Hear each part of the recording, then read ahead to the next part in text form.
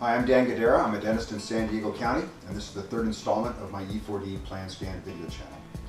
Today's a follow-up on our last discussion where we described the protocols for staining and glazing eMax CAD. So today we're going to talk about the durability of these extrinsically placed porcelain stains. Now before we get started, I have to admit a distinct bias because for the last 2 years the majority of my ceramic restorations have been extrinsically stained. Nevertheless, as with most things in this world, good intentions aren't enough. So let's see what we can find out.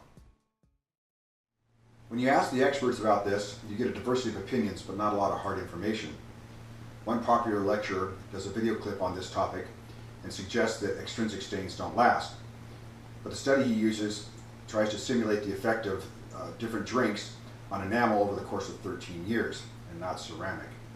He also suggests that stains, because they fuse at a lower temperature, somehow don't last. But if you look at eMax CAD stains, they fuse at the same temperature that eMax CAD crystallizes at, 840 degrees centigrade. Also, it doesn't necessarily follow that because a material fuses at a lower temperature, it somehow doesn't last. If that was the case, all the contacts we've closed over the years with feldspathic porcelain add-on material would seem to be a waste of time, since in many cases it fuses at a lower temperature than its body porcelain. So the next thing we need to do is go to the literature, and it's surprising how little information there is. In fact, with regard to eMax, I couldn't find anything at all. Now that's not surprising because it's a relatively new material, but I had to go back to the 1980s and 90s to find anything, and this was with regard to feldspathic porcelain. Now we have to be careful when we transfer our information from feldspathic porcelain to eMax, since not everything that makes sense is true. Nevertheless, this is all we have to work with. So I found 2 articles on this topic. One was by O'Keefe et al. In the November 1993 issue of the International Journal of Prosthodontics. In this study, they took stained ceramic discs, placed them in acidulated phosphate fluoride, and looked at the dissolution of the stains over time. The other article was by Badavala et al. In the January 1987 issue of the Journal of Prosthetic Dentistry. Here they looked at the mechanical effect of abrasion on extrinsic stains.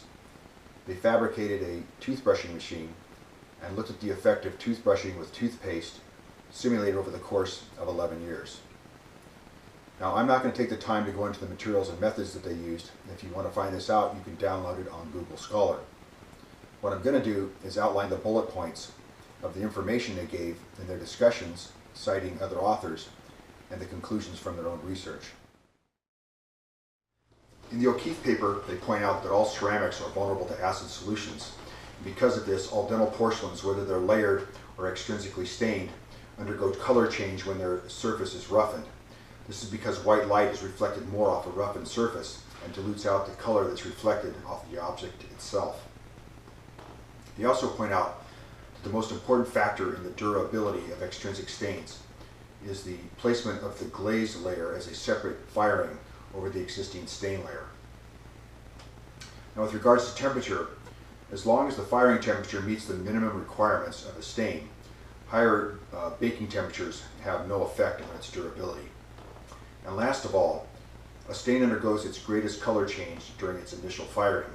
Subsequent firings have little to no effect on an existing stain. The Badavala paper is interesting because they didn't place any glaze over their stain. They found that at 8.5 years, that the stain was resistant to any significant loss. At 11.5 years, the stain was significantly roughened, but some of it still remained. They made one other really interesting comment, and I'm going to say that one for the conclusion of our discussion. The last thing we look at is clinical experience. Now, I'm not real hot on anecdotal information, but clinical experience shouldn't be ignored altogether. So here's some stains that I've done over the years that might teach us something. Now, the teeth that I'm going to show you are feldspathic porcelain, extrinsically stained, with no glaze layer placed over them. This is tooth number 13 that was cemented 2 years ago on a patient that likes to restore hot rods and asked me to paint this on the buccal surface. In those 2 years, I've seen no change in the intensity or color of the original stain. Now, this is tooth number 20. It looks like number 29 because the inversion of the camera hasn't been corrected. This tooth was cemented 11 years ago.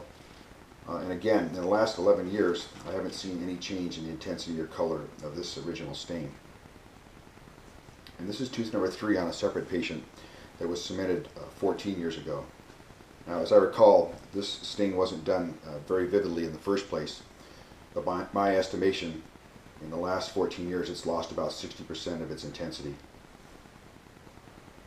So I think these results correlate pretty well with the findings in the Bada paper.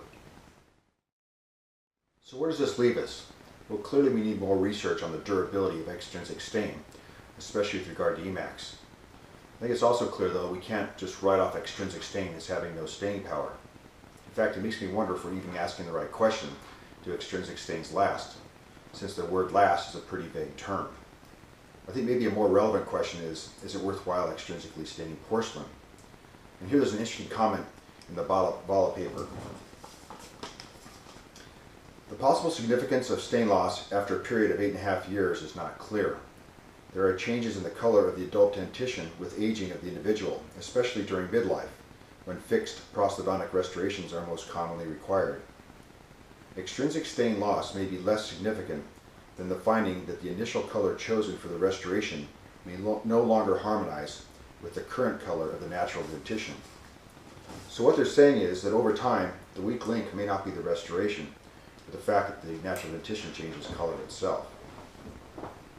If this is true, then it causes me to ask a final question, and that is, why do ceramists take so much time, effort, and expense layering ceramic when you can consistently get a good to excellent result by extrinsically staining eMax? Now, I would expect your response to be, yes, but it's easier to extrinsically stain a canvas that's been properly layered ahead of time. I would also expect you to say you can control issues such as metamerism and opalescence by layering your porcelain. And I wouldn't argue with any of these points, but as one of my son-in-laws often says, is the juice really worth the squeeze? Now, this is a question that you're going to have to answer for yourself. I think for me and in my practice, I'm going to continue extrinsically staining eMax. I'm going to protect it with one, if not two layers of glaze. And I think what I'm going to find is over time, the time's going to be on my side.